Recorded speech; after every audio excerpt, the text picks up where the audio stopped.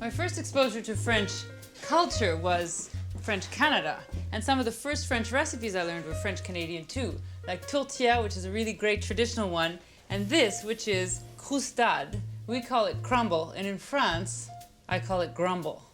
I have a good story about that. This is a blueberry grumble because blueberries are so Canadian. So this is about 4 cups of blueberries. And I'm just going to add a little sugar. Not too much, because if they're nice and ripe, I want them just to taste like their very little selves. I call it grumble because in France on a menu once I saw it written that way. They didn't know. Crumble, grumble, it sounds the same a bit, so I thought it was so cute. I think I'll add just about a tablespoon of flour because they're so juicy. So I'm just going to spill the fruit into a baking dish.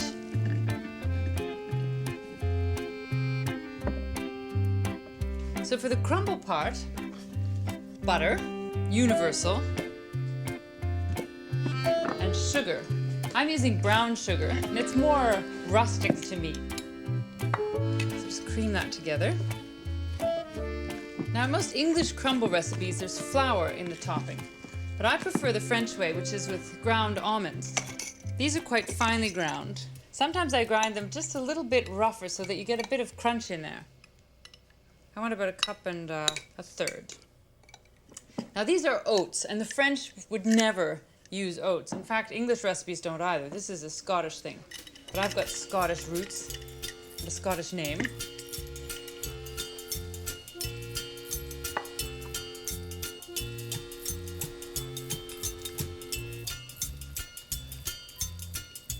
In France, you don't see so many blueberries. They have high bush in some places, which they call myrtille, but in Quebec it's bleuet because they have the same blueberries as the rest of North America, only their blueberries speak French.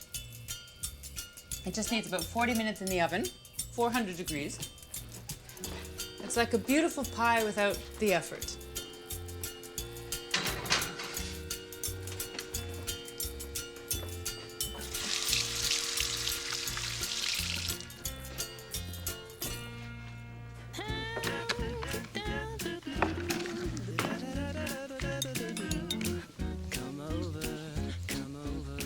I have the memory of a sieve for grocery lists. This is the extension of my brain.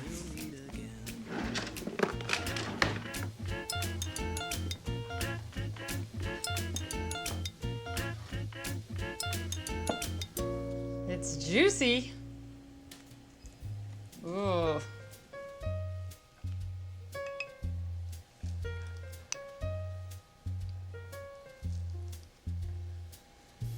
You can't go wrong with this. All that wonderful fruit, very good for you, and then some nice sweet crumbly crunch on top. With oats and almonds makes it very Franco-Scottish.